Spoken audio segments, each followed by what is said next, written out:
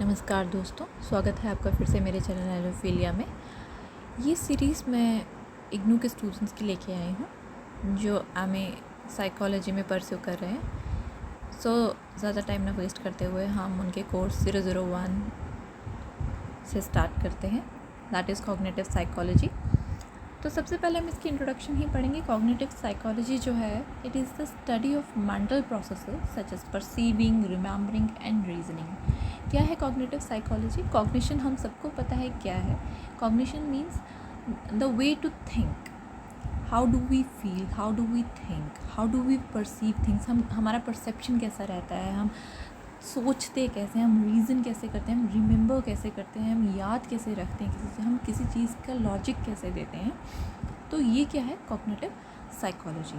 अब सवाल ये उठता है कि साइकोलॉजिस्ट जो हैं वो मेंटल प्रोसेसेस पढ़ते क्यों हैं? Why do psychologist study mental processes?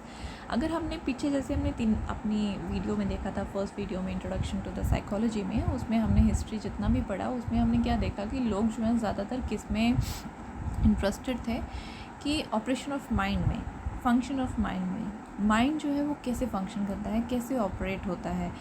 क्यों?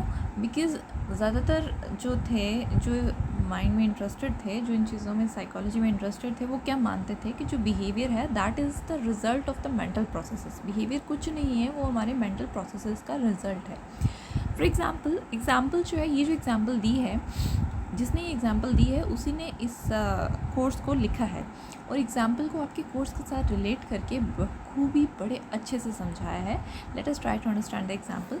उन्होंने कहा कि how are we to understand the very behaviour in which you are engaged at this moment reading this course book. कहते हैं कि हम ये कैसे समझेंगे कि इस कोर्स बुक को पढ़ते समय इस समय आपका बिहेवियर जो है वो कैसा है।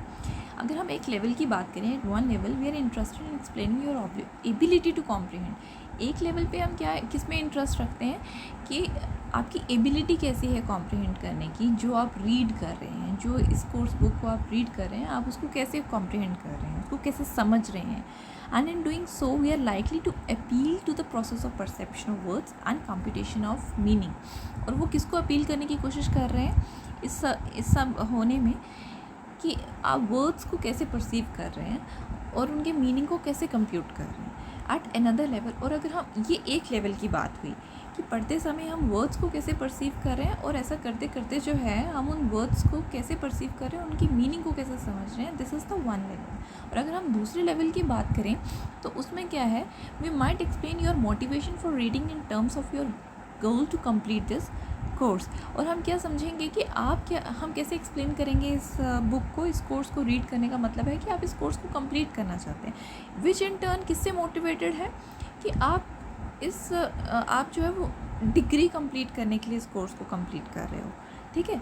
और वो डिग्री आप क्यों लेना चाहते हो, वो आपका कोई एक प्लान हो सकता है आपके करियर का। The point is that your behaviour of reading this book is determined in part by your intent to meet some goal and fulfil some plan. Point क्या है, इस सब कहने का मतलब क्या है? सिंपल वर्ड से हम कहें, हम क्या करना चाहते हैं, हम किसी गोल को अचीव करना चाहते हैं जो हमारे एक प्लान का हिस्सा है। Intentionality, goals and plans are mental phenomenon that affect the behaviour. ठीक है कि इंटेंशनैलिटी क्या है, मतलब हमारे इंटेंशंस क्या है, हमारा पर्पस क्या है, हमारे गोल्स क्या है, हमारे प्लान्स जो हैं, ये सब के सब मेंटल फिनोमिनन हैं जो क्या करते हैं, हमारे बिहेवियर को अफेक्ट करते हैं, उसको इन्फ्लुएंस करते हैं। ठीक है, आगे अगर हम बात करें the specific behaviour in this case, इसमें स्पेसिफिक बिहेवियर क्या रहा, रीडिंग रहा, which is understood by appeal to the specific mental processes. वो कैसे अंडरस्टूड होता है, स्पेसिफिक मेंटल प्रोसेसेस को अपील करके, जिसमें कि परसेप्शन और comprehension of the text is very very important. जिसमें आपने क्या किया कि आपने टेक्स्ट को कैसे परसीव किया, उसको कैसे समझा, कैसे कॉम्प्रिहेंड किया, कैसे अंडरस्टैंड किया। और अगर हम छोटे शब्दों में कहें, the study of mental processes is important because these processes are responsible for much of our behaviour. हमें क्यों ज़रूरी है मेंटल प्रोसेसेस को स्टडी करना, क्योंकि ये हमारे बिहेवियर के लिए बहुत ज़्यादा रिस्पॉन्सिबल रहते हैं। ठीक है, और इस यूनिट में you will be studying the definition. आप क्या पढ़ने वाले हो, definition of cognitive psychology, description of cognitive psychology, distinctive research methods को पढ़ने वाले हो, डोमेन्स ऑफ कॉग्निटिव साइकोलॉजी को पढ़ने वाले हो, और मेटाफर ऑफ कॉग्निशन, इस तरीके की और भी बहुत सारी चीज़ें जो हैं आप इस कोर्स में पढ़ने वाले हो, इस कोर्स बुक में आप पढ़ने वाले हो। ठीक है, तो अगला पॉइंट जो है that is the introduction of the cognitive psychology. What is cognitive psychology? It is the study of how people perceive, learn, remember and think about the information. हम लोग इन्फॉर्मेशन को कैसे परसीव करते हैं, उसको कैसे याद रखते हैं, उसको कैसे लर्न करते, कैसे सीखते हैं उसके बाद, और कैसे सोचते हैं इन्फॉर्मेशन के बारे में. This is all about the cognitive psychology. ठीक है, कॉग्निटिव साइकोलॉजिस्ट जो है might study how people perceive various shapes, why they remember some facts but forget others, और how they learn language. मतलब कि कॉग्निटिव साइकोलॉजिस्ट जो है वो क्या स्टडी करता है कि लोग जो है वेरियस शेप्स को कैसे परसीव करते हैं, कुछ फैक्ट्स को याद रखते हैं, कुछ को भूल जाते हैं, लेकिन क्यों, वो लैंग्वेज कैसे लर्न करते हैं. इस तरीके की चीज़ें जो हैं ये सब की सब स्टडी की जाती हैं बाय कॉग्निटिव साइकोलॉजिस्ट. कुछ एग्जांपल्स को समझते हैं और उसके बाद इसको सम अप करने की कोशिश करेंगे. ठीक है, पहली एग्जाम्पल है, how many times have you carefully proofread written work only to be embarrassed later by an obvious error you overlooked.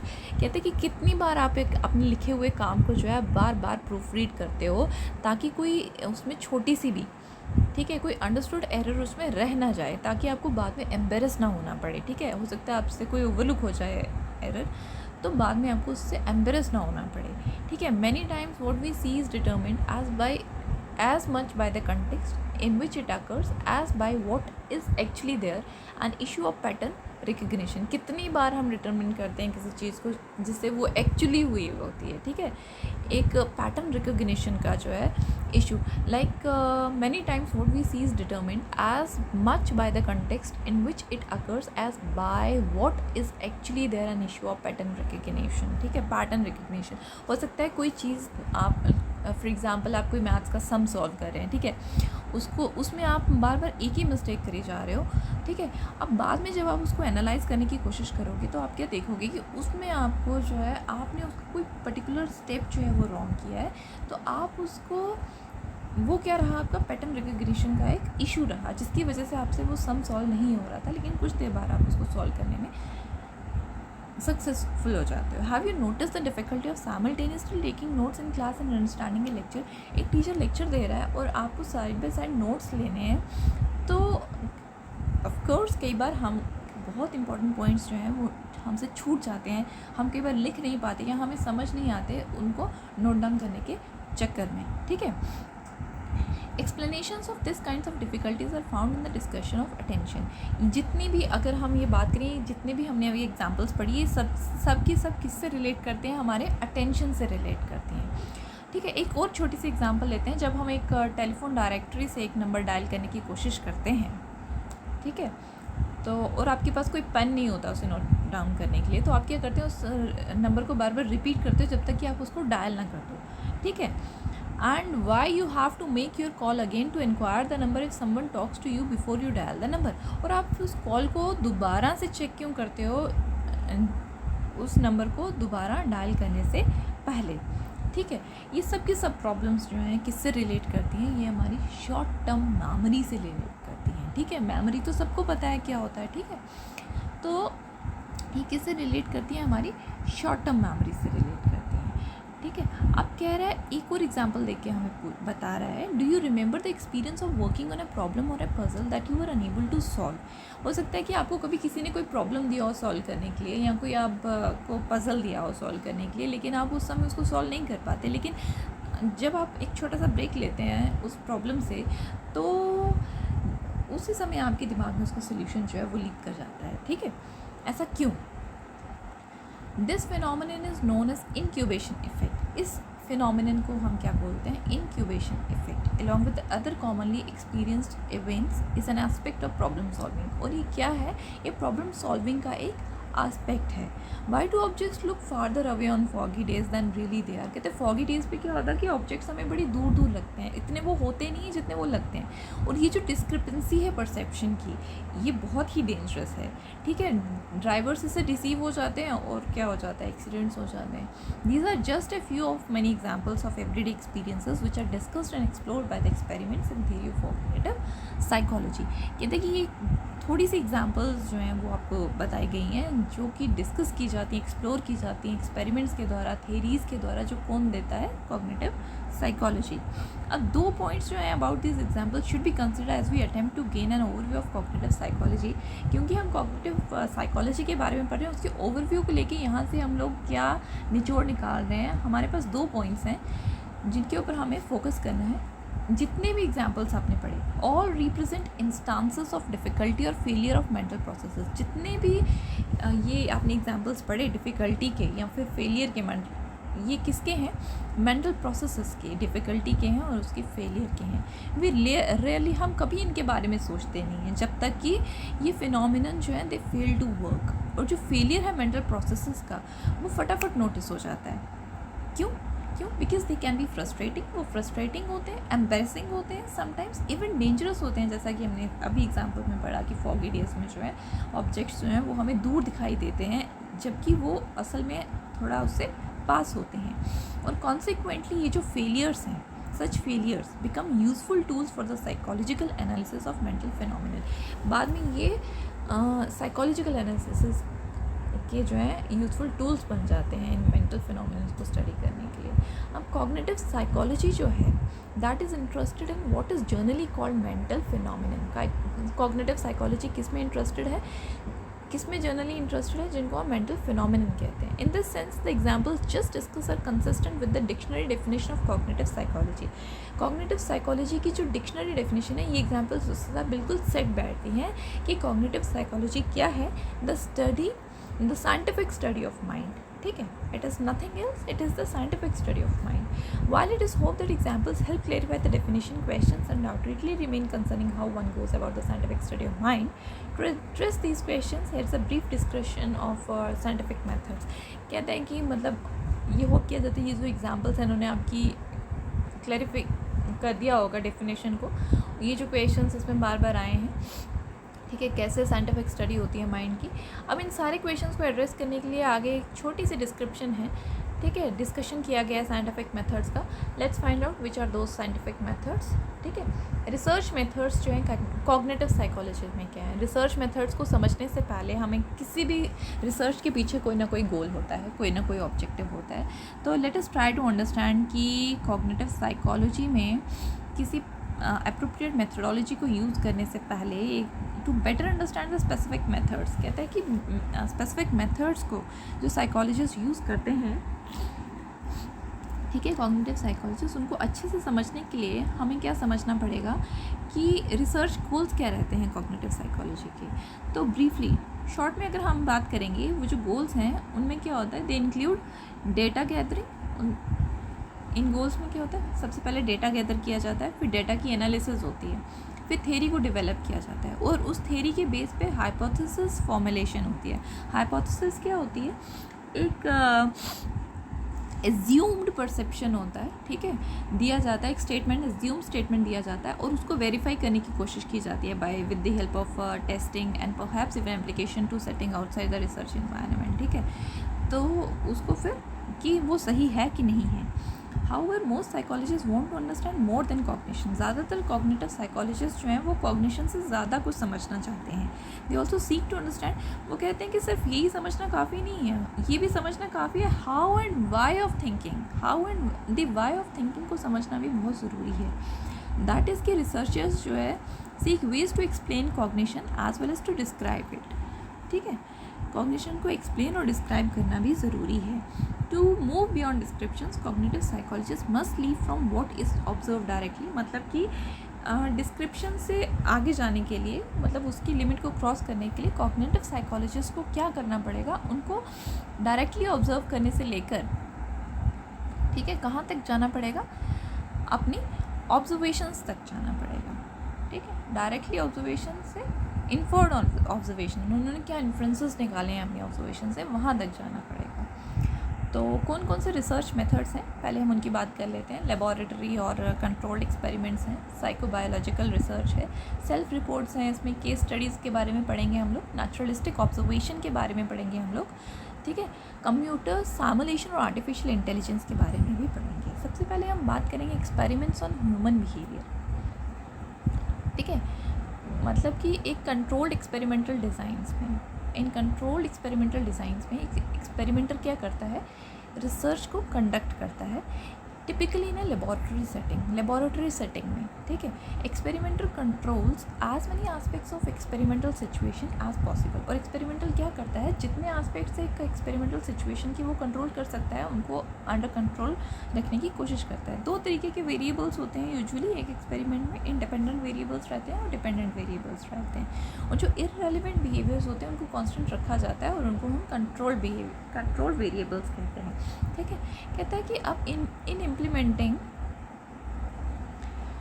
experimental method, the experimenter must use a representative and random sample of the population of interest। Experimenter क्या करेगा, वो एक representative या एक random sample उठाएगा population का, ठीक है, जिसमें पॉपुलेशन ऑफ इंटरेस्ट कहने का मतलब है जिसको वो स्टडी कर रहा है। फॉर एग्जांपल कि जैसे कि हमारी ये वोटिंग होती है तो फिर वो पोल, एग्जिट पोल जो निकालते हैं न्यूज़ वाले, वो क्या हर एक के पास जा के नहीं पूछते हैं, वो पॉपुलेशन का एक थोड़ा सा हिस्सा जो है उनको स्टडी करते हैं, उनसे डेटा कलेक्ट करते हैं और उसी के बेस पे वो जो है कंप्लीट इन्फ्रेंस देते हैं, ठीक है। शी या he must also exert rigorous control over the experimental conditions, ठीक है। और वो क्या करेगा कि एक्सपेरिमेंटल कंडीशन पे जो है कंट्रोल करने की भी कोशिश करेगा, कौन, experimenter. If those requisites for the experimental method are fulfilled, अगर वो रिक्विजिट्स जो है एक्सपेरिमेंटल मेथड के फुलफिल किए जाते हैं तो एक्सपेरिमेंटर जो होगा may be able to infer probable causality. वो क्या करने,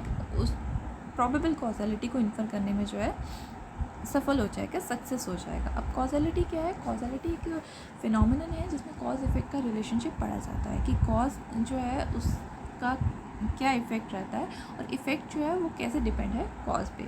और ये जो इन्फ्लुएंस है of the effects of the independent variable, ठीक है, ये जो इंडिपेंडेंट वेरिएबल का इन्फ्लुएंस है, this influence is of the effects of independent variable. ये जो इन्फ्लुएंस है किसका है, इंडिपेंडेंट वेरिएबल के इफेक्ट का है, मतलब ट्रीटमेंट का है ऑन द डिपेंडेंट वेरिएबल, मतलब कि आउटकम कैसा रहेगा फॉर द गिवन पॉपुलेशन, ठीक है। लाइक अभी आपको एग्जांपल एक मैंने समझाया कि क्या रहता है कि एग्जिट पोल जो है वो थोड़ा सा पॉपुलेशन को करते हैं स्टडी और उनके रिज़ल्ट के बेसिस पे वो एक आउटकम बता देते हैं कि क्या रहेगा, ठीक है। साइकोबायोलॉजिकल रिसर्च की हम लोग बात करेंगे तो साइको और बायोलॉजिकल, इसमें दोनों चीज़ें आ रही हैं, ठीक है।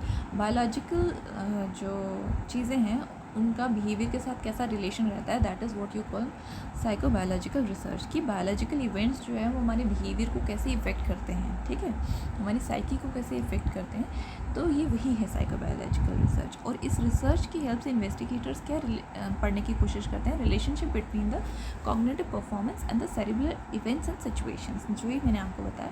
तो it relates with the cognitive performance as well as the mental functions, mental processes, हमारे behaviours. The various specific technique use in psychobiological research generally fall into 3 categories. कहते हैं कि जो स्पेसिफिक टेक्निक्स यूज़ की जाती हैं इस रिसर्च में वो 3 कैटेगरीज में आती हैं। सबसे पहली कैटेगरी की हम बात करें तो techniques for studying an individual's brain postmortem relating the individual's cognitive function prior to death to observable features of the brain. सबसे पहले क्या आता है, इंडिविजुअल्स ब्रेन के पोस्टमार्टम की बात की जाती है, जो कि प्रायर टू डेथ से पहले मतलब क्या फीचर्स रहते हैं ब्रेन के उनको ऑब्जर्व किया जाता है। सेकेंड कैटेगरी रहती है techniques for studying images showing structures of और activities in the brain of an individual. Images ली जाती हैं, ठीक है, उसमें स्ट्रक्चर और एक्टिविटीज़ ब्रेन की एक इंडिविजुअल की बताई जाती हैं। तो who is known to have a particular cognitive deficit, जिसमें कोई भी कॉग्निशन की प्रॉब्लम रही हो, एक पर्टिकुलर कॉग्निशन की, उसको स्टडी किया जाता है, उसकी इमेजेस ली जाती हैं, उनको पढ़ा जाता है, उनको स्टडी किया जाता है, उसके कॉजेज़ को, उसके इफ़ेक्ट्स को, उसके इन्फ्लुएंसेस को, ठीक है। द थर्ड टेक्निक है for obtaining information about cerebral processes during the normal performance of A cognitive activity, ठीक है। और ये कैसे ली जाती हैं, by using brain imaging technique. Brain imaging technique होती है, उसकी हेल्प से ये ली जाती है, एक नॉर्मल फंक्शनिंग जो है वो कैसे परफॉर्म होती है, ठीक है, सेरिब्रल प्रोसेसेस कैसे होते हैं। उसके बाद हम लोग बात करेंगे सेल्फ रिपोर्ट्स की, केस स्टडीज़ की एंड नेचुरलिस्टिक ऑब्जर्वेशंस की।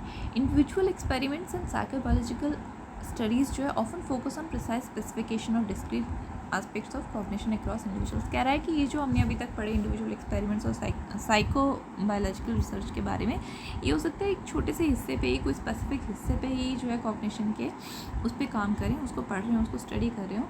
लेकिन टू रिचली टेक्सचर्ड इन्फॉर्मेशन को ऑब्टेन करने के लिए रिच सोर्स ऑफ इंफॉर्मेशन को लेने के लिए कि how particular individual think in a broad range of context, कि कैसे इंडिविजुअल एक ब्रॉड रेंज में सोचता है। रिसर्चर्स क्या यूज़ करते हैं? सेल्फ रिपोर्ट्स क्या है? इंडिविजुअल का अपना अकाउंट कॉग्निटिव प्रोसेसेस का क्या सोचता है वो उसके बारे में। केस स्टडीज़ जो है इन डेप्थ स्टडी जो है इंडिविजुअल्स की, और नेचुरलिस्टिक ऑब्जर्वेशन की एक नेचुरल एवरीडे सिचुएशंस में कोई उसमें कंट्रोल वेरिएबल्स नहीं है, कोई लेबोरेटरी कॉन्टेक्स्ट नहीं है, एक इंडिविजुअल कैसे परफॉर्म करेगा। ठीक है।